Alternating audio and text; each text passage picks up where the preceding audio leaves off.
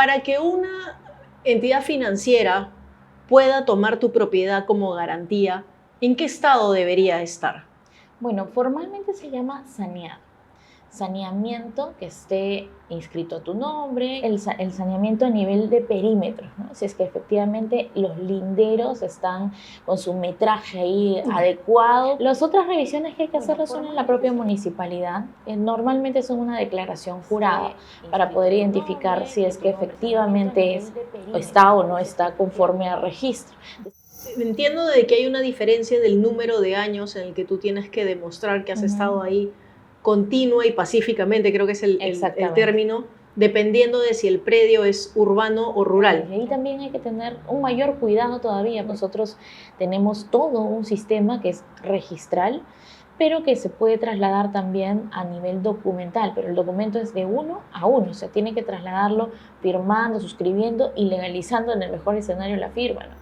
¿Luego de cuántos años prescribe una hipoteca? En el caso de personas naturales, o sea, si es que le dejaste en garantía a una persona natural, 10 años, pero en el caso de las instituciones del sistema financiero no tienen vencimiento, entonces sí, es amplio para todo el tiempo que fuera necesario, por eso es que a veces se quedan aquí. Este capítulo llega gracias a Andiamo Inmobiliaria, La Incubadora y Urbania. Hola a todos y bienvenidos a este tercer episodio de la segunda temporada del podcast de negocios inmobiliarios. Mi nombre es Pamela Gálvez, les agradezco que estén por acá, por favor no olviden suscribirse. Y el día de hoy tengo una invitada muy especial a la que ya conozco algún tiempito, nos conocimos por BNI, terminamos haciendo un proyecto juntas. Gloria, muchas gracias por estar acá. Gracias a ti, muchísimas gracias por la invitación. Les dateo, Gloria es fundadora de Acosta Joil Abogados, tiene muchísima experiencia en el sector inmobiliario y estoy segura que nos va a contar varias anécdotas y varias cosas que son muy importantes saber para proteger nuestras propiedades, proteger nuestro patrimonio y sobre todo proteger nuestras inversiones. Entonces, Gloria, mil gracias por acompañarnos el día de hoy. De verdad que sé que tu agenda es apretadísima, te veo creando contenido de muchísimo valor en LinkedIn. Cuéntanos un poquito cómo así entraste como abogada en el sector inmobiliario. Bueno, es curioso porque en realidad yo me especialicé en corporativo y básicamente en regulación bancaria en la Universidad Católica como abogada. Pero empecé con varias empresas y en algún momento llegué a una que se llamaba EdPyme. Ahorita ya no existen, pero en este momento era como un peldaño antes de las financieras. Entonces, como la gente decía EdPyme y encima se llamaba Raíz, la gente no sabía pronunciar y decía, Gloria está en bienes raíces, como en bienes raíces. Entonces, de pronto me coloqué en una cartera que era para regularización de esta empresa, de sus bienes, de sus garantías, de sus inmuebles adjudicados, la venta de los adjudicados. Entonces, por ese lado, todo el mundo me llamaba pensando, bueno, Gloria se dedica a bienes raíces. Entonces, curiosamente, por ahí vino el tema de todos los temas que tú conoces, ¿no? De regularización, de gestión inmobiliaria. Bueno, ya de ahí tuve mi especialización en derecho inmobiliario. Entonces, finalmente, por ahí también hasta inversionista, ¿no? Por la gestión misma. Pero creo que esta cercanía con las instituciones financieras te suma un montón, porque finalmente muchas veces la gente no conoce ni siquiera sus derechos en protección al consumidor en cuanto a cómo hacer para un buen crédito, cómo gestionar sus bienes, ¿no? Para poder tener lo mejor posible, su mejor inversión a su futuro. Pucha, era el destino entonces los bienes raíces. y se ve que te apasiona, porque sí. Hemos hablado varias veces de eso, se ve que te apasiona. Y has comenzado por un tema bien importante y es justamente la relación que uno tiene con el banco y su inmueble, porque muchas veces uno cuando compra un departamento con un crédito cree que el departamento o el inmueble o el terreno está a nombre del banco y no es así. ¿Cómo funciona eso? Normalmente una empresa, bueno, podría ser una constructora que ha adquirido el inmueble o que tiene un asociado por el inmueble para poder iniciar. Y ese terreno que compra la inmobiliaria, la constructora, lo genera una garantía con una matriz, ¿no? O sea, en el asiento registral, que yo siempre les digo como si fuera una novelita, ¿no? La partida registral del inmueble es una novelita y cada asiento va siendo un capítulo de la novela. Entonces, en un primer asiento, bueno, el propietario propietario es la constructora. Un segundo asiento, o sea, un siguiente capítulo de la novela, la constructora lo está hipotecando al banco. Y luego, ya cuando va construyendo, puede ser una declaratoria de fábrica. Luego, la siguiente parte de la novela, una independización. Pero todo lo que está haciendo allí esa construcción viene con lo que viene atrás de la novela. Entonces, ese spoiler que viene de atrás de la novela viene a ser justamente ese asiento registral que de repente te va chocando, ¿no? O sea, viene porque está con una garantía matriz grande, porque está por todo el conjunto. Ya cuando uno se adjudica, o sea, es propietario, allí recién pasa a ser ya con su propia garantía, ¿no? Con lo que corresponde, pero mientras tanto es por el todo. Por eso es que muchas veces la gente tiene esa sensación de que, no, es del banco, ¿no? Es de la financiera que me está dando el dinero. Y no es así. Una relación jurídica es, bueno, a veces nosotros como abogados lo entendemos porque es una entelequia jurídica, ¿no? Tenemos por un lado que es la compraventa, ¿no? Quien compra, y por el otro lado quien garantiza. Entonces, a quien te está garantizando, tú que estás respondiendo por esa garantía, tienes una segunda relación jurídica que es la hipoteca. Qué interesante. Y lo mismo aplica para los que están ahí en temas de departamentos o propiedades, personas naturales.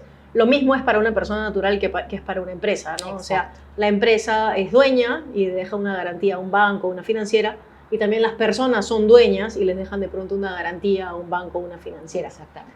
Y para que una entidad financiera pueda tomar tu propiedad como garantía, ¿en qué estado debería estar? Bueno, formalmente se llama saneado. Saneamiento, que esté inscrito a tu nombre, que tu nombre esté bien inscrito, porque muchas veces tenemos el problema de las partidas, ¿no? Justo hoy día me llamaban hoy tengo 6 hermanos y todos tenemos el problema con la partida porque venía inclusive de un familiar que estaba mal inscrito, y mal inscrito en RENIEC, o sea, hay que hacer toda la corrección uno a uno para poder realmente allí tener que ellos son los propietarios inscritos. Otra de las cosas que se ven es el saneamiento a nivel de perímetros, ¿no? Si es que efectivamente los linderos están con su metraje ahí adecuado para poder, y por 1 centímetro, bueno, tú sabes, con 1 milímetro ya estamos contra, ¿no? Entonces hay que hacer una corrección allí. Las otras revisiones que hay que hacer son en la propia municipalidad. Normalmente son una declaración jurada para poder identificar si es que efectivamente está o no está conforme al registro. Entonces tiene que haber una identidad entre lo que dice registro y lo que dice catastro municipal. Y a veces allí también se generan, no, a ti te toca primero revisar, a ti te toca después revisar, manda al verificador registral. Entonces es una dilación de tiempo que sí, es un compromiso también para nosotros el poder tener en cuenta todas estas revisiones. Y pasa bastante, por ejemplo, seguramente los que han comprado algún inmueble o algún departamento de alguna inmobiliaria, van a ver que en general hay alguna cláusula ahí de porcentajes de error, y eso usualmente se da justamente por lo que tú describes, que en realidad lo raro es encontrar que el terreno en físico está igual que el terreno registral por X motivos. Usualmente si hay alguna construcción al costado, pues se metió 3 centímetros, se metió 5 centímetros, y eso usualmente pues ya lo tomas como errores de construcción, siempre que estén dentro de un rango pactado y normado, me parece que está incluso, ¿no? Entonces, sí, tengan presentes ahí los que están escuchando que es importante acá las 3 cosas que ha mencionado Gloria. La primera, que esté realmente a tu nombre, tal cual es tu nombre realmente, porque a veces pasa que no es así y tienes que hacer o una rectificación de partida, en RENIEC o ese tipo de cosas. Lo segundo, que la propiedad esté debidamente identificada, los perímetros, las medidas y demás. Y tercero, que converse la parte municipal catastral con la parte registral, que a veces es tan tonto como le cambiaron de nombre a la calle. Claro. Y en la municipalidad está como calle X y en registros públicos está como manzana, lote, y no conversan, entonces no saben cómo es la misma propiedad. ¿Y qué tan sencillo es corregir este tipo de cosas? Bueno, en teoría el derecho administrativo da una cercanía para el administrado. O sea, nosotros como personas naturales deberíamos poder tener esta certeza de simplemente cuál es el trámite. El trámite municipal o incluso a nivel registral lo pueden evaluar en un TUPA, que es un texto único de procedimientos administrativos, que es como un coquito, ¿no? Te dan cuáles son las pautas a seguir, cuáles son los documentos que tienes que presentar, a dónde lo tienes que presentar, cuánto tienes que pagar, cuánto tiempo se va a demorar. Pero lamentablemente es tal cantidad de procedimientos que uno mismo se puede perder diciendo, oye, ¿realmente estoy pidiendo lo que quiero pedir? Porque ni siquiera estoy segura de dónde tengo que dirigirme. Entonces, básicamente por nuestra cuenta podría ser sí, efectivamente, pero siempre recomiendo el poder tener una guía, ¿no? de soporte para poder hacerlo. Sí, definitivamente, porque pasa bastante de que tú dices, ya, ok, quiero hacer una rectificación de linderos por 2 centímetros y no se sabe en qué tamaño de trabajo Claro. te estás metiendo por 2 centímetros, ¿no? Sí, y sobre todo porque ahora los terrenos a veces no son cuadraditos, ¿no? Entonces tienes un recoveco y tienes 2 centímetros por cada lado, entonces complicado. Sí, hay que ver también cuándo vale la pena y ahí una asesoría es fundamental. Y de tu experiencia, ¿qué tan común es encontrar propiedades que tengan algún problema? La diferencia es que normalmente las propiedades que no tienen problema es lo usual, ¿no? O sea, realmente, sincerándonos, sí, ¿no? Es curioso, debería ser un tema catastral, pues limpio, ¿no? Soñando Barcelona, ¿no? Pero en realidad sí necesitamos la posibilidad de gestionar esto. Imagínate esto en Lima, ¿no? En provincias con mucho mayor razón. No son muchas las personas que inscriben su propiedad o que si las inscriben luego siguen con este tracto sucesivo que implica, bueno, pasa de generación en generación. Ahora lamentablemente en pandemia ha pasado tantos casos de personas que en este momento quieren regularizar y bueno, lo tienen que hacer inclusive ya con una versión de revisión de varias generaciones o en su defecto nosotros les asesoramos para ver, de repente es una posibilidad hacerlo por prescripción también, ¿no? Entonces Claro. vemos allí cómo podríamos hacerlo para que sea eficiente, ¿no? Menor tiempo posible, menor costo posible. Ajá. Nos fascinan las ubicaciones que tienen potencial. En Andiamo Inmobiliaria siempre buscamos realizar proyectos que estén cerca a zonas consolidadas para que tú puedas concentrarte en buscar un buen inquilino, pero también sepas de que tienes esa plusvalía a mediano plazo que generará la rentabilidad que estamos buscando. Tenemos proyectos en diversos distritos. Puedes entrar a andiamo.com.pe y ver todas las opciones y de esa manera te ayudaremos a que puedas invertir en un departamento confiable y seguro y que también te sea rentable. Sí, pues porque como tú dices, a veces son generaciones de saneamiento y mucho más fácil es hacer una prescripción adquisitiva. ¿Cómo funciona una prescripción adquisitiva? Bueno, uno tiene que demostrar legitimidad, ¿no? Que lo ha adquirido de buena fe en el mejor escenario, que tiene a las personas alrededor que le identifican como propietario, que ha estado pagando luz, agua, o sea, los servicios básicos, que ha estado pagando a la municipalidad los arbitrios, o sea, de alguna manera poder tener en cuenta. Ahora, hay algunos notarios que nos piden, por ejemplo, algunos requisitos específicos y hay otros notarios que ni siquiera quieren trabajar con temas de prescripción, porque se cuidan también de, bueno, tenemos que hacer publicaciones en el peruano, no todo el mundo lee el peruano, tenemos que hacer otro tipo de avisos para que denote que haya, por si acaso, aquí tenemos un propietario que quiere inscribir su propiedad como nuevo, entonces tenemos todavía esa disyuntiva de que no en todos los casos se pide lo mismo, es más, hay notarios que van y pueden entrevistarse con los vecinos de los costados, ¿no? Entonces, para poder saber dónde están, qué cosa es lo que están haciendo y todo. Y entiendo de que hay una diferencia del número de años en el que tú tienes que demostrar que has estado ahí continua y pacíficamente, creo que es el término, dependiendo de si el predio es urbano o rural. Okay. ¿Cómo funciona eso? ¿Es exactamente el mismo procedimiento si es un terreno eriazo, sin habilitación urbana, que un departamento? O sea, por ejemplo, si yo tengo mi depa y lo pongo en alquiler, ¿hay posibilidad de que al año alguien quiera hacer una prescripción adquisitiva sobre mi departamento? A ver, bueno, en el caso de los alquileres de departamento, uno tendría que tener la certeza de que ha firmado con notaría, ¿no? una firma legalizada de digamos, de la transferencia de la posesión, ¿no? ¿Por qué? Porque si no, cualquier poseedor se convierte de alguna manera en precario, ¿no? Entonces hay que hacer todo un proceso judicial para poder retirar a esa persona que está utilizando indebidamente ese inmueble.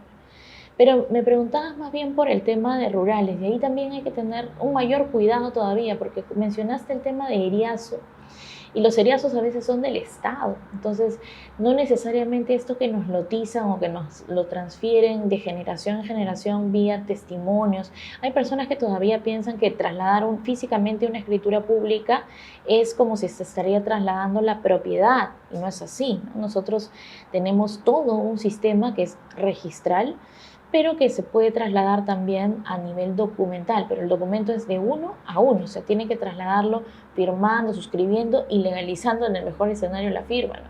Puede felatearlo de repente en algún juzgado de paz, en el caso de provincias, pero sí, hay una diferencia importante, ¿no? Primero hay que identificar bien el bien.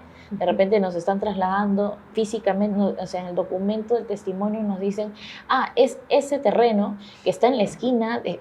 Yo lo he visto, piedra número 4, escalera 5, tienes el cerro así, o sea, tienen esa identificación. Wow. Entonces es más difícil el poder identificar y decir esto es. Bueno, fuera, ¿no? Tener un GPS, poder ver de alguna manera, claro, ¿no? Nosotros todavía estamos en una posición bien compleja, ¿no? Y en provincias con mayor razón. ¿Y cómo se hace en esos casos? Imagínate que alguien quisiera invertir en un terreno en donde no sabe cómo revisar adecuadamente si lo que le están vendiendo es en efecto lo que está viendo. ¿Qué debería revisar? Allí, por ejemplo, me apoyo bastante en el catastro municipal, porque el catastro municipal sí tiene al menos una identificación. Si es que me voy a registros directamente y solamente ubico con la partida lo que hubiera y con ese documento tratar de poder identificarlo va a ser más difícil porque no tengo cómo conectar. En el caso del catastro, normalmente tratan de mantenerlo actualizado pese a que puede tener errores, ¿no? Pero de alguna manera ya me da una guía de cómo tienen ese soporte para poder identificar el inmueble. Y una vez identificado, ya nosotros podríamos delimitar, ok, este es efectivamente el que me están vendiendo, podríamos trasladarlo con alguna declaración jurada, con alguna otra inscripción posterior, bueno, en el peor escenario, hacerlo por vía judicial, ¿no? Pero bueno, la idea es poder hacerlo lo más pronto posible, que normalmente es por vía notarial. Tiene un costo adicional, pero al menos me da alguna certeza de avance. Es que ahí hay que ser bien conscientes de que esos costos adicionales deberían compararse con la inversión y el patrimonio que se está haciendo, ¿no? Porque, claro, tú dices, sí, me ahorro 500 soles en notario o 1000 soles en notario y te estás jugando pues 100.000 soles en un terreno, no tiene mucho sentido, ¿no? O que lo pagan por partes. O sea, claro, porque la gente no tiene necesariamente la liquidez en ese momento y un banco no va a prestar si es que no está la posibilidad de la garantía inscrita. Entonces, por ejemplo, tengo alguna persona que ha sacado, por ejemplo, para su inicial hasta de una tarjeta de crédito, que es lo más caro posible, y le está pagando a la persona o el que le vendió, digamos, por partes y ni siquiera teniendo la certeza. O sea, yo a mí ni siquiera teniendo la certeza si es que efectivamente ese era el inmueble o ese era el propietario del inmueble. Entonces, realmente nos vemos en una posición de, oye, de indefensión, ¿no? De cómo podríamos al menos tener alguna certeza. No, es que estaba allí, es que me dijeron, es que tenía el letrero. O sea, ¿cómo? No, de verdad que eso es bastante preocupante y algo bien, digamos, que creo que es importante ser conscientes de la importancia de tener tu propiedad debidamente saneada, por lo que tú comentas, ¿no? Si uno, digamos, que eventualmente aspira a dejarle un patrimonio a sus herederos o de tener su patrimonio como para que sea una palanca futuro para un negocio, para algo que pudiera necesitar, lo primero es tenerlo saneado, no en el momento que lo necesitas con el banco, sino desde antes, porque muchas veces toma bastante tiempo sanear una propiedad. Claro. Y heredarle a alguien una propiedad que no está saneada es heredarle muchas veces un problema. Sí, ahora que dices saneamiento igual me hace pensar, bueno, podríamos tener de repente cargas inscritas que de repente no las sabemos, que la inscribió la propia municipalidad o un tercero. Podríamos tener temas de hipotecas de una institución financiera, de créditos que de repente todavía están pendientes y nosotros no lo sabemos hasta que nos notifican una ejecución de garantía. Entonces, sí, el poder tener una alerta, registrarla. Ahorita, por ejemplo, registros públicos tiene una posibilidad, uno puede inscribirse para que te salga tu teléfono, inclusive cada vez que alguien quiere hacer algo con, de repente, Con tu partida. inscribir, claro, un título, por ejemplo, presentan un título y al menos te mandan una alerta de qué cosa es lo que está pasando, porque normalmente no estamos ingresando como si Lógico. fuera el Facebook para poder mirar o el Instagram, no sé, lo que quieran, no tienen información clara, ¿no? de esa cercanía con el registro. Qué bueno ese dato ahí, denle una mirada alerta registral en registros públicos, Claro. porque puede ayudarte a saber qué está pasando con tu propiedad Exactamente. registralmente, ¿no? Hay gente que igual toma precauciones y dice bloqueo mi partida, ¿no? También nos hemos encontrado con casos de personas que han bloqueado su partida Pero eso temporalmente. creo que, claro, pero eso, el bloqueo creo que dura 60 días como máximo, ¿no? No Ahora- bloqueo de la partida, o sea, bloqueo de la partida. Inscribo el Ajá. bloqueo de la partida por 10 años. Ah, ¿se puede hacer Claro. eso? Qué interesante. Claro, entonces nos hemos encontrado con casos en los que querían vender o querían trasladarlo a la propiedad y no se podía porque más bien el propietario anterior había generado este bloqueo previo. Qué buena. Mencionaste hace un ratito el término carga, y una carga es distinta a una hipoteca. Ujú. ¿Qué es una carga? Bueno, una carga suele ser técnica. Estamos hablando de, por ejemplo, estos parámetros urbanísticos que habíamos dicho. Alguien que, por ejemplo, colocó un techito de más. Tengo un mezanino, un balconcito, ¿no? Algo que salía. Entonces, podría ser que la municipalidad pasó por allí, identificó eso y simplemente colocó como una inscripción adicional diciendo tiene que regularizarlo. O sea, digamos que proactivamente, aunque creo que tiene otro término, pero voy a decirle proactivamente.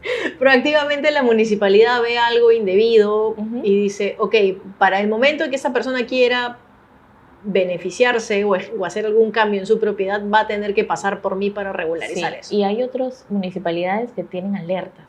Entonces, los vecinos podrían alertar de alguna construcción o alguna situación que están tomando, por ejemplo. Hay alguna construcción que vi que inclusive estaban tomando parte de terreno público, o sea, de espacio público. Me Sí, refiero a un salieron pasaje, noticias, ¿no? claro. Pasaje, o sea, sinceramente, bajo esas circunstancias, obviamente hay muchos vecinos que lo toman en cuenta. Bueno, hay municipalidades que tienen hasta aplicativos para avisar, ¿no? Aviso así tipo Urraco de Magali, estoy así con mi teléfono, de verdad, increíble, aviso de todo, ya aviso que hace bulla mi vecino, aviso que no Así hizo la Muni de Surco, creo que dio una pagué el otro día, estaba tratando de pagar mis tributos por ahí. Qué interesante todo eso. Y también comentaste el tema de la importancia de la transferencia de dominio que se hace cuando tú tienes un inquilino. Ajá. ¿Qué recomendaciones le podrías dar a alguien que va a alquilar su propiedad? Claro, más que transferencia del dominio es de la posesión, ¿no? Porque posesión. cuando es el dominio es cuando trasladan la propiedad. En el caso de la posesión, un mínimo de revisión a quién estás alquilando, ¿no? Para poder identificar bien a la persona y que pueda suscribir con una firma legalizada. Nosotros le llamamos que hay una cláusula de allanamiento que de alguna manera el notario va a poder gestionar si es que hubiera un incumplimiento de pago, más o menos 2 meses, por ejemplo, no te paga y ya no tienes que pasar por todo el proceso judicial de poder ir y realmente ahí recién realmente es un tiempo y dinero y tu inmueble parado porque todavía está con un inquilino allí que no sale, ¿no? O que se lo quiere quedar, o que quiere prescribir, o que quiere, no sé, hacer alguna otra cosa. Si es que llegara uno a una situación de ese tipo, ¿a quién debería recurrir? Aparte de un abogado. Claro. ¿O a qué especialidad? ¿A la tuya, que es también derecho inmobiliario? ¿Cómo se tendría que proceder si tienes un inquilino que deja de pagarte? Bueno, en realidad lo primero es verificar tu contrato. O sea, si lo hiciste con el notario, ir con el notario con el que se ha legalizado la firma. O sea, esa es la primera instancia como para poder iniciar. Ahora, también podrías, de repente, si es que no lo hiciste vía notarial, ya un proceso de conciliación inicial para poder iniciar con este trabajo. No creo que hayas tenido de repente sí, ¿no? Poner alguna cláusula de, bueno, no nos vamos al Poder Judicial, nos vamos a un arbitraje. que es otro método de solución de conflictos, que podría ser de repente si es que estás alquilándolo para una empresa o para un espacio más grande, ¿no? Pero si es que es de uno a uno, personas naturales, no se toman esas consideraciones y se deja solamente supletorio a lo que diga la norma. Y la norma dice, vámonos al Poder Judicial, al domicilio de las partes. Entonces, ¿Y en el Poder Judicial cómo es el proceso? a ver, el Kleenex para llorar. ¿Dónde está el Kleenex? Cierto, a ver, vamos a llorar al río. ¿Cómo funciona eso? A ver, tienes varias etapas, ¿no? La primera, la revisión de la causa para poder ver si es que procede o no, si es procedente tu petitorio, si eres propietario, si es que lo alquilaste, si es que pagaste renta. Entonces, a partir de allí, tú vas a poder demostrar, ¿no?, con una serie de pasos para poder tener oficialmente que tengas aquí una banderita diciendo sí, corresponde. Y luego de haber ganado ese largo proceso, tienes que hacer otro proceso de desalojo.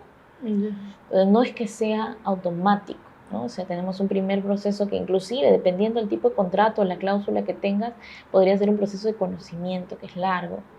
Y luego ya un proceso de ejecución, ¿no? De poder sacar a la persona con personas, o sea, que sean inclusive policías, ¿no?, que puedan apoyarte, claro. apoyarte, ¿no? Entonces, sí, llegar a esos escenarios sí es tratar de evitarlo, más bien a través de estas cláusulas preventivas, de poder trabajarlo por vía notarial. Claro, por vía notarial. Y esto, hace poco vi también que salió un tema de desalojo express. ¿Cómo funciona el desalojo express? Mira, hay notarios que inclusive no quieren legalizar la firma, o sea, no pretenden más bien rechazan ese tipo de opción para poder solamente hacer algunas actividades. Quien te está autorizando la legalización de la firma es quien va a realizar el trámite posteriormente. Por eso es que los notarios se cuidan también de poder cubrirse en ese sentido. Y viene a ser un procedimiento administrativo dentro de la notaría. Tú presentas, el notario verifica que efectivamente hay un incumplimiento de pago, por eso es importante, ser que alquilan, tener su constancia bancarizada de los pagos, los recibos de lo que han transferido de dinero, y con eso realmente allí, bueno, relativamente corto diría el plazo como para que el notario verifique esto y procede a la solución, ¿no?, que es solicitar que se retire. Si es que no se retira, igual el notario tiene que trasladarlo para vía policial, para que pueda pasar por un tema simplemente ya del desalojo en sí. Pero ya no, digamos, a través del Poder Judicial, no, sino a través notarial. Sí. Ok. Entonces, digamos que la clave está en que nazca bien esa relación que tienes con tu inquilino, que sea un buen contrato. Lo más clarito posible. No una plantilla de internet, sino un buen contrato. Lo más clarito posible, claro, porque ahí te evitas varias cosas, ¿no? Podrías colocar algunas condiciones de ir a visitar el inmueble, de cómo está. Podrías condicionar de qué manera podrías estar lo mejor posible. Claro, como para que se mantenga, digamos, que ese vínculo con tu inquilino y esa relación claro que continuamente. Qué interesante. Y a nivel de propiedades, digamos, en las que uno podría invertir, si uno fuera a comprar, por ejemplo, un departamento, ¿qué cosas tendría que revisar? Ok. Normalmente cuando uno ve con un departamento, de repente lo ve en planos, ¿no? Bueno, podrías ir cuando ya está inscrito. Nuestro mejor escenario es que ya está listo. Está inscrito, independizado y está limpiecito para que tú lo puedas adquirir. Ahí tienes que revisar, bueno, la partida registral, que esté inscrito a nombre de la persona que te va a vender, que no tenga cargas, que no tenga gravámenes, que de alguna manera pueda ya transferirse a nivel de la municipalidad, o sea, tu HR, que es tu resumen, tu PU, tu predial urbano, en el que tengas la información suficiente para que igualita, para que puedan transferirte la propiedad. Supongo que adquirirás de repente el cash, al contado en el mejor caso, o con un financiamiento bancario. Entonces el banco también verifica las posibilidades que tienen esta propiedad, ¿no?, para que esté limpio y que la garantía que ellos estén generando también no tenga, o sea, sea primera y preferente. Claro. Que no haya otra opción de otra persona que tenga derecho sobre esa propiedad para ejecutarla. Si es que uno incumple con los pagos, ahí el banco lo que va a hacer es ejecutar la garantía, ¿no? Entonces, bueno, por ese lado, un inmueble limpiecito. Pero tenemos las otras opciones, que son la mayoría también, ¿no? Algunas en las que la persona quiere adquirir en planos. Entonces puede ser que solamente vea un terreno, puede ser que ya esté algo construido o de repente ya está en acabados. Pero lo que tiene que hacer es primero verificar, ¿no? Cómo está la partida de ese inmueble. O sea, es una partida de quién es la propiedad, qué garantía, o sea, saber que tiene una garantía de repente en la matriz, ¿no? Claro, O sea, la hipoteca del banco sponsor. esa hipoteca que está cubriendo por toda la construcción.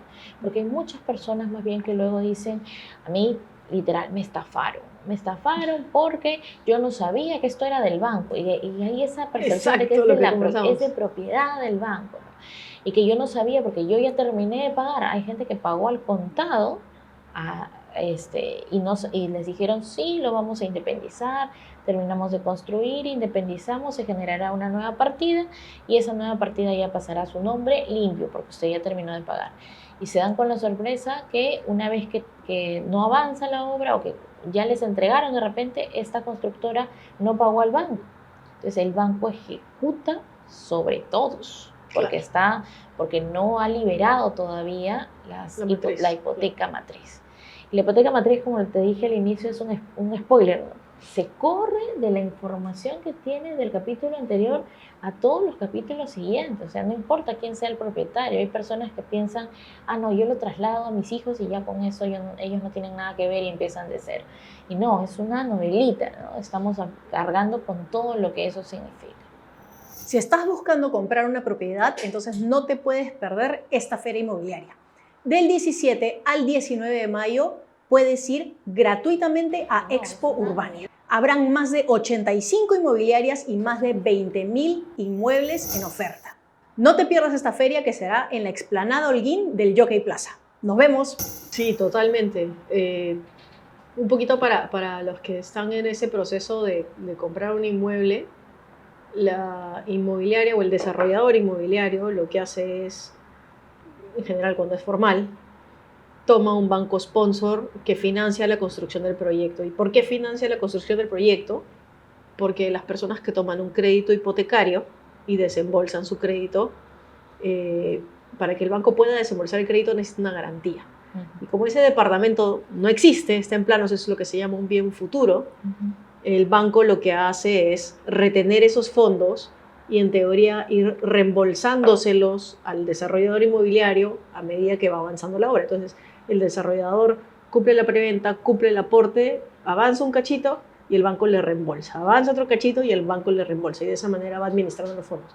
Pero eso no siempre ocurre así y hay desarrolladores y desarrolladores y existen también los casos que tú describes, que el desarrollador se desaparece, quizá porque vendió varios contados, o sabe Dios, se desaparece y el banco tiene la deuda que le tiene el desarrollador, tiene los hipotecarios ahí de por medio de los clientes y usualmente lo que hace es, no he visto casos en que haya ejecutado y digamos que haya visto, pero sí he visto casos en donde lo que hace es buscar otro desarrollador y termina de ejecutar la obra con el otro desarrollador, ¿no? Qué pena, porque yo sí he estado en instituciones financieras que han tenido que ejecutar este tipo de casos. Entonces, claro, porque no terminaron, sinceramente, bueno, varios casos en sí mismos, ¿no? Entonces, también complejo en la posición porque los propietarios que están allí, obviamente están con toda irascible, ¿no? Entonces, entra también un tema de derecho al consumidor por ese lado, ¿no? De cómo sí tienes derechos para poder reclamar. Pero bueno, ahora, ¿a quién le vas a reclamar si se desapareció del banco?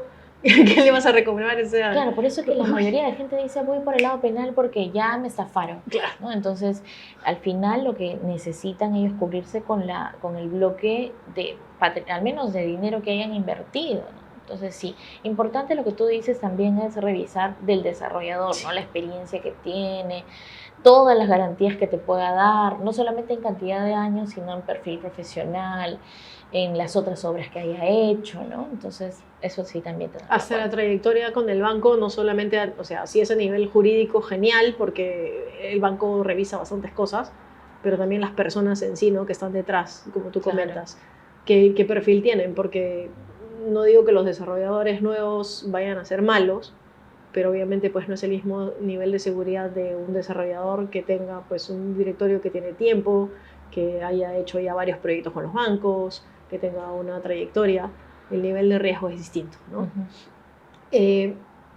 Y si llegara a ocurrir una situación de esas, ¿qué recomendación le podrías dar tú a alguien que está teniendo el problema de que la obra en la que compró se paralizó y pasan los meses, incluso a veces años, y no se llega a resolver eso y viene pagando sus cuotas?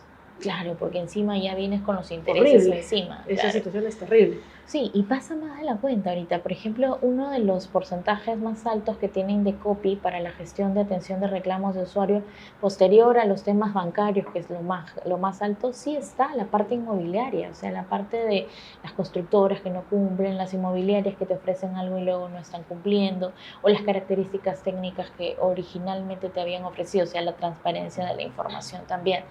Entonces, sí, podría ser una canalización por vía administrativa. En el caso de Indecopi sí tiene la posibilidad de gestionar esto, al menos como haber una presión, mientras exista todavía La inmobiliaria, empresa, claro, porque lo que si suele es que pasar ha es que se jugado, desaparecen, claro. pues, ¿no? Aquí en No, los pero si reclamos. es que estás yendo, o sea, tú has hecho tu revisión previa, es Claro. una empresa seria, ya van varios meses, entonces sí hemos podido al menos hacer recuperaciones, ¿no? Efectivas de cuánto implica lo que estás invirtiendo. Ellos también, bueno, saben que es un riesgo reputacional de por medio, que no les interesa que hayan vox populi de que algo está pasando, que tengan problemas a futuro, porque es su negocio, su carrera, su línea, entonces necesitan también esa certeza para futuro. Entonces, cubrirse con un buen espacio de negociación, de poder administrar una denuncia administrativa, se llama eso a nivel de Indecopi. Y como las sanciones son fuertes, ahorita estamos hablando de 350 OITs, entonces podrían tener alguna posibilidad de maniobra, de transar en esa negociación, ¿no? O que la empresa simplemente diga, te quedaste ahí, porque claro, 350 UITs, ¿quién te lo aguanta, no? Claro. La empresa voltea y quiebra y dice, "Ay, perfecto, chao". O sea, Ok. no hay... Claro, pero y la inversión que tienes y todo el background que tienes claro, para poder gestionarte a futuro, por eso, pero otra, ¿no? Por eso, claro, es importante, creo lo que comentaste, pues generar un espacio de negociación, ¿no? Porque Claro. he visto casos de ambos lados y creo que se ve en las redes sociales, pues, una serie de denuncias de cosas que realmente, pues, uno dice, ¿cómo se van a entregar los inmuebles de esa manera, no? Claro, alguna vez alguien me estaba pidiendo para poder negociar una carta fianza. Yeah. Le digo, es que es inviable que te entreguen una carta fianza hasta que te entreguen el inmueble, o sea, porque les cuesta también a las constructoras. Entonces, por más que uno diga, bueno, quiero tener alguna garantía adicional, uno podría decir es un acto de fe, ¿no? Pero es un riesgo, una inversión que estás haciendo de riesgo, o sea, te están cobrando menos porque es también parte de su capitalización el poder gestionar este tipo de compras. Entonces, nosotros vemos como compradores alguna posibilidad, oye, ¿qué tanto riesgo quiero? Porque si no quiero tener ningún riesgo, entonces vámonos a un bien terminado que ya esté inscrito. Claro, es un perfil de riesgo que tiene la persona. Entonces, yo administro mi propio riesgo a partir de identificando, ¿no? Mientras más información tenga, entonces no me voy así a lanzar a la piscina con zapatos y todo. Asumo la responsabilidad del riesgo que estoy queriendo hacer. Sí, efectivamente. O sea, lo que suele pasar es que, claro, cuando uno compra un bien terminado, efectivamente, pues ya no tiene esos riesgos. Seguramente ya está saneado, está con las garantías, ya puedes ver qué acabados fueron, ya puedes ver cómo está la propiedad, etcétera.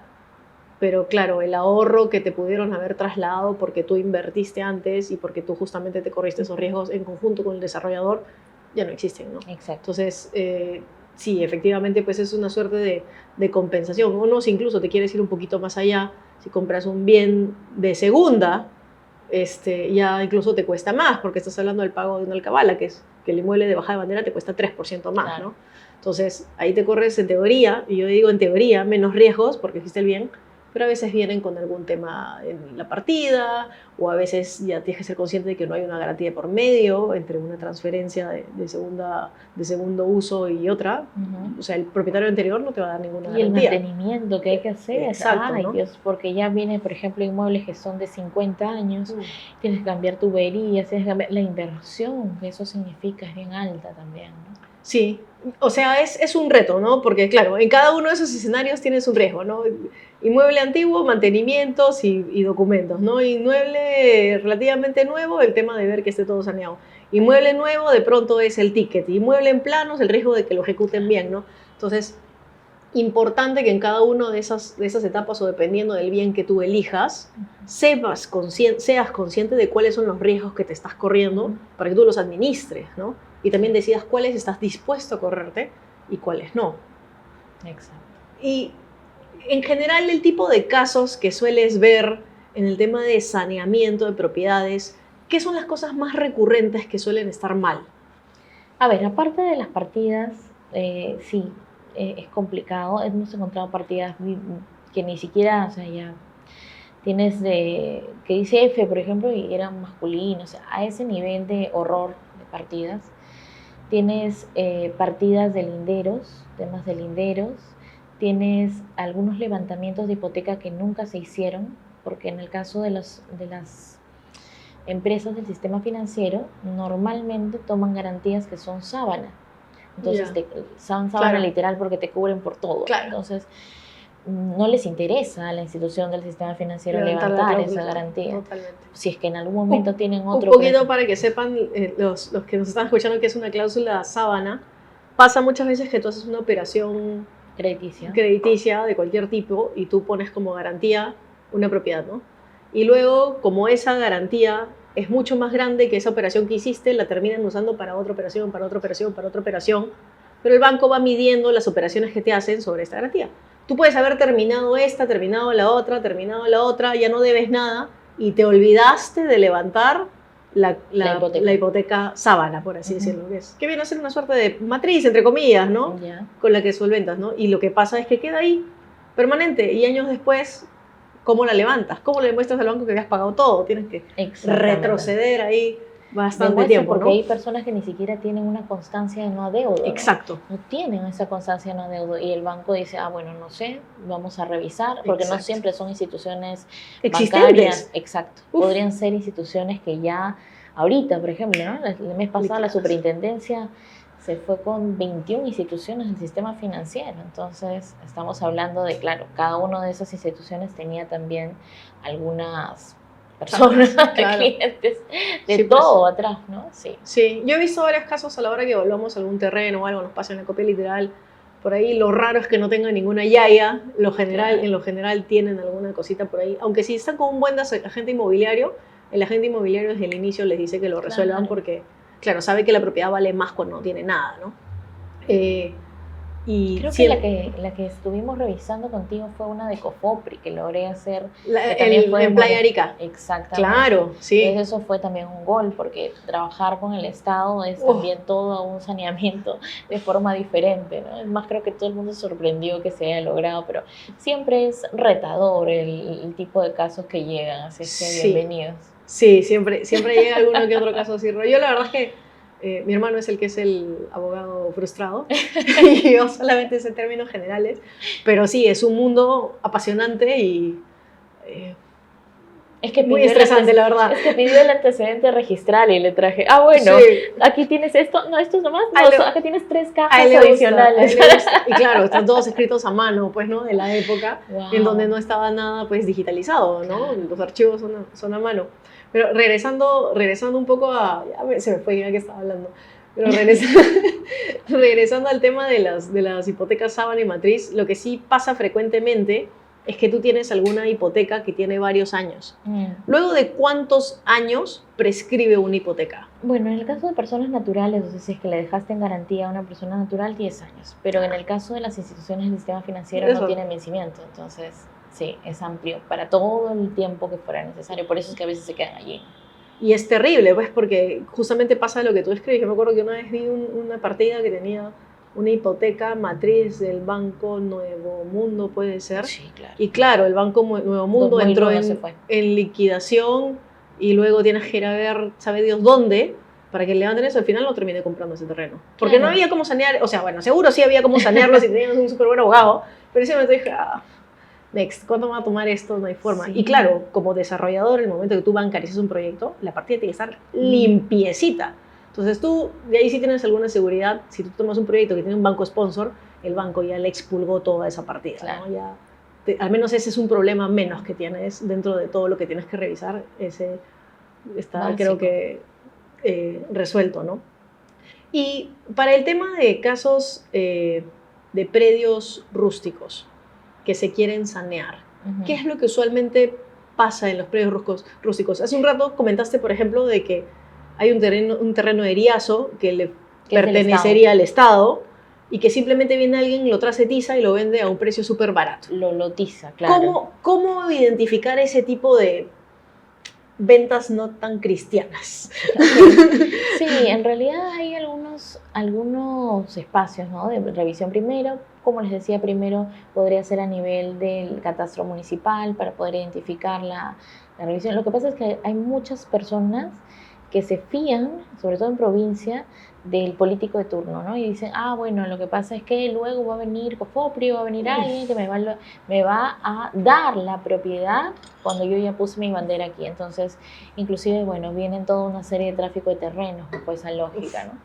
Entonces, allí, por ejemplo, lo primero que hay que hacer ya para poder regularizar eso es trabajar primero para saber qué tipo de zonificas de área hay, ¿no? Porque por más de que sea Riazo, de repente el propio Estado había identificado bajo el esquema de bienes públicos y qué uso le van a dar para ello. Entonces, sí, aparte del tema de saneamiento, agua, todos los temas de servicios públicos no van a pasar por allí también, ¿no? O sea, tengo que hacer todos los trámites, es ir a las compañías de empresas de servicios públicos para poder ya identificar, a ver, qué tan cerca, qué tan lejos está la troncal como para poder hacer todo lo que yo quisiera hacer allí. Quiero simplemente lotizar y tener terrenos, y esas personas a las que les voy a vender, no sé, de repente solamente es a nivel de agrario, ¿no? A nivel de agricultor, pero en realidad podría ser también para vivienda, también para comercio. Hay algunos que lo están usando para decir, bueno, quiero tener aquí estos campers o espacios para inclusive poder tener un Airbnb más adelante. O sea, hay algunas visiones de negocios también en provincias en ese sentido. Entonces, primero, una identificación clara, ¿no? Entonces, esa identificación clara pasa por registros, pasa por la municipalidad, pasa por revisar cómo están a nivel de saneamiento también, hasta la seguridad, te diría, ¿no? De poder ver de dónde estás físicamente parado. Sí, totalmente. Y yo creo que ahí incluso hay, digamos que tareas pendientes, porque una de las razones, desde mi punto de vista, por la cual la vivienda cuesta más de lo que debería, es justamente porque es... Incertidumbre. Sí, incertidumbre, y sumado a que es muy difícil tener terreno formal saneado como para desarrollar espacios de nuevas viviendas, ¿no? Entonces, claro, en la ciudad los terrenos son un bien finito, es decir, son limitados. Ya va a llegar un punto en el cual las casas ya no tienen suficientes dimensiones como para hacer un edificio, tienes que estar comenzando a pensar en demoler un edificio para hacer edificios más altos. Y eso es un proceso que no es nuevo acá, en otros países ya pasaron varias ciudades por ese proceso. Pero en la medida de que tú no tienes nuevo suelo urbano en el entorno, porque es muy retador tenerlo por problemas de saneamiento, porque la municipalidad no tiene pues un plan de desarrollo urbano, ese tipo de cosas, lo que pasa es que generas dos cosas, ¿no? Generas que no haya nuevo suelo urbano formal disponible, y lo que suple eso es justamente lo que tú describes hace un ratito. Pasan la tiza y chao. Y también es lo que describiste hace un ratito. ¿Tendrá posibilidad de tener redes de agua? ¿Tendrá posibilidades de tener redes eléctricas, tendidos eléctricos? Usualmente no. Entonces pasan muchos años en donde, claro, tú dijiste, ya me compré un terreno en las afueras de ciudad en precio competitivo, y échate a buscar cuándo vas a tener título, échate a buscar cuándo vas a tener tiene que pasar luz, agua, etc. Es imposible. Entonces, digamos que, bueno, si lograste un terreno a un precio competitivo, pero ¿a qué costo? Al costo de cuántos años que te va a tomar que eso realmente valga lo que debería valer. Y por otro lado, ¿de qué manera se podría hacer que desarrollar nuevo suelo urbano sea mucho más sencillo para que de esa manera tengamos la posibilidad de acceder a viviendas más económicas, ¿no? Estudio de mecánica de suelo, ¿no? Alguno que, imagínate que esté sobre un espacio que sea desecho, ¿no? Hay tantos ahorita en Lima, inclusive en Lima, ni siquiera en las afueras, entonces, que ha sido sobre relleno sanitario. Entonces, esas construcciones realmente no van a tener futuro. No tienen futuro, y eso, Dios nos salve de un sismo potente en Lima con cómo tenemos para las lo que edificaciones, viene, ¿no? para lo que Sí, viene. es realmente un peligro latente. En el caso de provincias, comentaste que los casos suelen ser mucho más eh, complejos. ¿Por qué crees que es así? Porque el catastro no está actualizado, porque la información se ha perdido, o ha habido incendios, o realmente ha pasado de una administración a otra y ellos mismos se llevan todo. Entonces, Ese es un mal común. Se llevan hasta anteproyectos aprobados. se llevan todo. O sea, se llevaron, no solamente se llevaron la computadora, se llevaron todo. O sea, todos ¿Por qué los hacen eso? archivos. No entiendo. Son cosas que no Porque comprendo. porque alguien dice que hay que desaparecer todo el rastro, ¿no? El rastro de, no sé, Me ha en el peor pasado escenario, ¿no? entre una administración y otra que pierden mis papeles y... ¿Qué fue? Claro, sí, claro. Bueno, nos pasó en un Sí. proyecto. Yo lo sé, yo lo sé. Pero uno podría decir, oye, pero esto no le compete al administrado, al ciudadano, ¿por qué le tendría que competir? Pero bueno, siempre tienes que guardar todo, entonces comenzar, digitalizar, ordenar, ver, inclusive en algún momento he tenido que desarchivar como 20 años para poder decirle, bueno, acá está el cargo que les presenté en ese momento, o sea, que esa persona que estaba organizando el trámite les presentó, bueno, no sé, ¿no? O sea, y estaba a mano con el sello y todo, imagínense. Da que pensar, pero bueno, también podrían ser síntomas de la corrupción, ¿no? Cuando pasas de una generación a otra, de una administración a otra, dicen, bueno, me llevo todo, entonces... Es frustrante que la corrupción genere tantos problemas para las personas que quieren hacer las cosas bien formalmente. O sea, a mí de verdad que sorry el ánimo, pero hay muchas cosas, hay muy pocas cosas que realmente me enervan y esa es una de ellas, porque esos actos lo único que hacen es fomentar más corrupción o fomentar la ilegalidad, porque terminan afectando al que quiere hacer las cosas bien. Exactamente. Porque el que quiere hacer las cosas bien va por la municipalidad y busca sus papeles y de pronto pues se topa con esas situaciones. Pero el que no quiere hacer las cosas bien ni siquiera pasa por la municipalidad, le importan tres pepinos. Entonces no se ve afectado por justamente esos problemas de corrupción, ¿no? Exacto. Es frustrante. Catarsis. Ya hice mi catarsis. Y no suelo hacer la comunidad, pero ya hice mi catarsis porque a veces toca así haya buena vibra siempre, que siempre la tengo y siempre pienso positivamente. Hay cosas con las que uno a veces tiene que luchar, que dice... Duele, ¿eh? Y particularmente yo siento que estoy en una posición privilegiada porque ya he vivido varias cosas y más o menos tengo una noción de qué es lo que se puede hacer o a qué profesionales puedo recurrir. ¿Te imaginas con las personas que están haciendo esto por primera vez, que compraron su casa, su único patrimonio, y de pronto se topan con una situación así, claro, que les pusieron alguna carga y no sabían? Es bien frustrante. Y peor todavía porque, o sea, lo que mencioné hace un ratito, la cantidad de veces que alguien me ha venido a decir, oye, Pame, ¿sabes qué? Pucha, necesito pedirle un préstamo al banco, hipotecario, tengo la propiedad de, no sé, pues de mis papás, pero me han dicho que no está saneada. Y es en ese momento, el momento en el que apremia la necesidad, en donde realmente valoras que debió haber estado saneada, cuando ya tienes la necesidad encima, ¿no?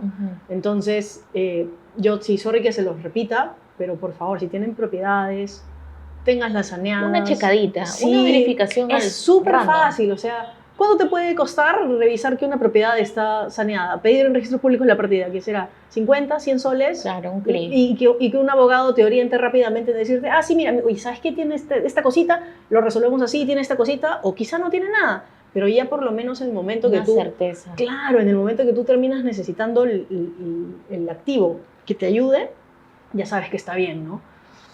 Gloria, quiero hacerte algunas preguntitas frecuentes, de verdad que siento que hemos aprendido muchísimo. Te agradezco enormemente toda tu experiencia. Quiero hacerte un par de preguntas con las que siempre cierro las entrevistas. ¿Qué es lo que más te gusta del sector inmobiliario? Creo que la posibilidad de crecer. Te da un buen piso como para poder gestionar. Me gustaría ahí citar de repente a Hernando de Soto, ¿no? Dices, de capital. Entonces dices, si tienes una posibilidad de inscribir tu propiedad, sanearla, tienes un punto a favor para poder hacer lo que tú decías. Oye, tengo una emergencia, tengo que vender. Tengo la posibilidad de obtener un crédito porque tengo una posibilidad de garantizarlo. Entonces, tengo inclusive alguna certeza para con mis hijos, para alguna familiar, ¿no? que pueda quedarse. Entonces, sinceramente, por allí creo que podríamos ir. Es un trampolín. Es un trampolín para ti y para tus herederos también. Claro. Totalmente. ¿Qué herramientas te gusta usar en tu día a día? Herramientas. Bueno, no soy tan tecnológica. Sinceramente, la tecnología y yo soy solamente así de manual. Entonces, realmente para mí el tener los gadgets que de repente me generan alguna activación, alguna acción, me gusta, ¿no? Súper. ¿Qué le recomendarías a alguien antes de hacer su primera inversión inmobiliaria? Que revise bien, ¿no? Y que sea consciente de su riesgo. Como habíamos comentado, lo primero es poder mirar ya, toda la información que tenga y uno bien informado puede tomar decisiones, porque lo peor que te puede pasar es lanzarte al vacío sin información. Totalmente, totalmente. ¿Algún libro que nos recomendarías? Bueno, ya te mandé, me lancé. Bueno, ahorita estoy leyendo Allende, no mentira. ¿Allende? Sí, pero bueno, algo de derecho inmobiliario podría ser de eso. Sí, es muy bueno. Y ahora que quiere, estuve viendo un podcast en donde hablaba de tokenizar los activos. Claro. Es una cosa de locos que yo, la verdad, tengo que sentarme a entender bien. Pero en resumen, es básicamente ten tu activo ahí, porque tu activo es ese driver que te va a llevar a poder dar saltos en tu vida, ¿no? Gloria, muchísimas gracias. Por favor, si alguien quiere contactarte, ¿dónde te pueden ubicar? Sí, estamos en Joy La Costa, entonces solucioneslegales.com.p. Joy La Costa, solucioneslegales.com.p. Por favor, denle una chequeada, síganla en LinkedIn, que también postea mucho. Muchas gracias, comunidad, por acompañarnos el día de hoy. No se olviden de suscribirse y compartir el contenido para que sigamos creciendo. Y nos vemos en el siguiente capítulo. ¡Chao! Chao, chao.